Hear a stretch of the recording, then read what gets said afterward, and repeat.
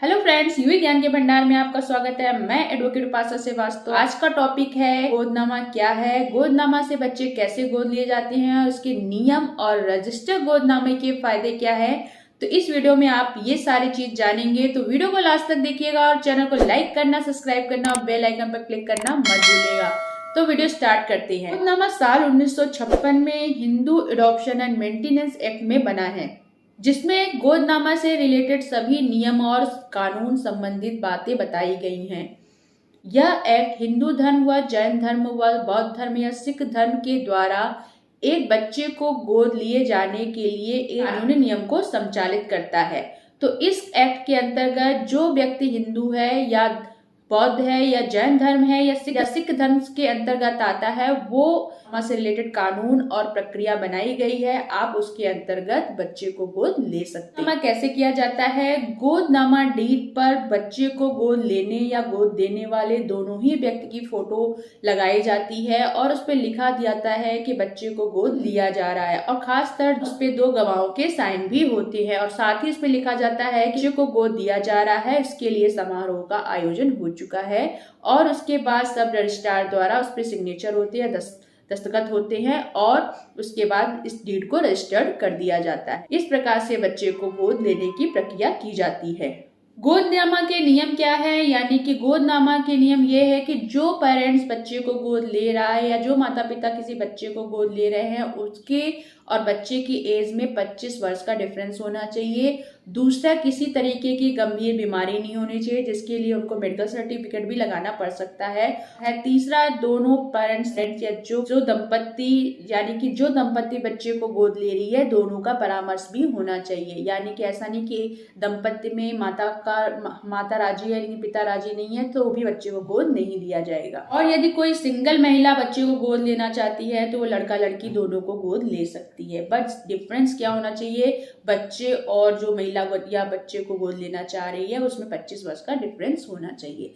तो ये कुछ नियम बनाए गए हैं जिसे आपको गोदनामा के टाइम पे फॉलो करने पड़ेंगे। अब बात कर लेते हैं कि रजिस्टर्ड गोदनामा के फायदे क्या होते हैं। रजिस्टर्ड गोदनामा अगर आप कराते हैं तो उसमें किसी प्रकार का वाद विवाद होने की आशंका नहीं रहती है। यानी कि आपने किसी से बच्चे गोद ले लिया नॉर्मल पेपर पे साइन करके, तो हो सकता है बाद में उसके पेरेंट्स आके आपसे बोले कि बच्चा वापस कर दो, या बहुत तरीके के वाद विवाद हो जाते हैं।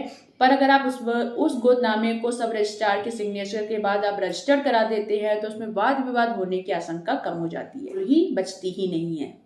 गोदनामा के रजिस्टर्ड डीड होने पर जो बच्चे का अधिकार होता है वो गोद लिए जाने वाले व्यक्ति पर की संपत्ति पर भी बना रहता है, और रजिस्टर्ड गोदनामा आप कैंसिल भी नहीं करवा सकते हैं। लिए गए पुत्र से आपकी धार्मिक संस्कार तो पूरे होते ही हैं, साथ में आपकी प्रॉपर्टी भी सेफ रहती है, वह अन्य लाभ भी होते हैं। यानी कुल मिलाकर अगर आप किसी बच्चे को गोद लेते हैं तो हमारे यहाँ बोलते हैं हिंदू में ये एक धार्मिक संस्कार कहलाता है। बच्चा होना भी एक धार्मिक संस्कार है, तो वो कंप्लीट तो होता है ये बात। और साथ में अगर आपके कोई बच्चे नहीं हैं और आप किसी बच्चे को गोद ले लेते हैं तो आपकी प्रॉपर्टी भी सेफ हो जाती है।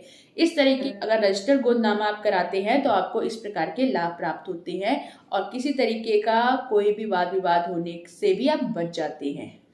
और गोदनामा के लिए नॉर्मल क्या दस्तावेज होने चाहिए वो मैंने आपको पिछले बहुत सारे वीडियो में बता दिए हैं, इसमें मैं फिर से बता दे रही हूँ। गोदनामा के लिए आपके पास आपकी फोटोज होनी चाहिए, आपके पास आपका आईडी प्रूफ होना चाहिए, आपके पास आईडी प्रूफ में आधार कार्ड, वोटर आईडी कार्ड होना चाहिए, एड्रेस प्रूफ होना चाहिए, जन्म प्रमाण पत्र होना चाहिए, मैरिज सर्टिफिकेट होना चाहिए, और हेल्थ सर्टिफिकेट भी आपके पास होने चाहिए, और आधार कार्ड तो होना ही चाहिए, और आपके पास बर्थ सर्टिफिकेट भी होना चाहिए, और अगर आप शादीशुदा हैं तो शादीशुदा का मैरिज सर्टिफिकेट भी आपके पास होना चाहिए। और सैलरी स्लिप, अगर आपकी इनकम की बात की जाए तो अगर आय प्रमाण पत्र होना चाहिए, आय प्रमाण पत्र भी आपको उसके साथ हो सकता है आपको सैलरी स्लिप भी लगानी पड़ जाए।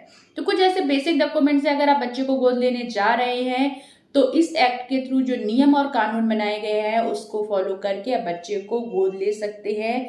और बाकी गवर्नमेंट ने एक वेबसाइट भी बनाई है, कारा यानी कि चाइल्ड अडॉप्शन की एक वेबसाइट भी है। अगर आप उसके थ्रू जाते हैं तो हो सकता है थोड़ा लंबा प्रोसेस लगता है।